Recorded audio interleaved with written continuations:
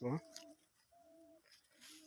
জমিতে আসলাম, আমার ধানের জমি দেখতে কি অবস্থা। তো আমি একটা জমির পাশ দিয়ে যাচ্ছি, ধানগুলো দেখানোর একটু চেষ্টা করি। দেখেন এই ধানগুলো অন্য মানুষের, আস্তে আস্তে গুটি গুটি পায়ে যাওয়ার চেষ্টা করছি। পানি বেঁধে আছে দিয়ে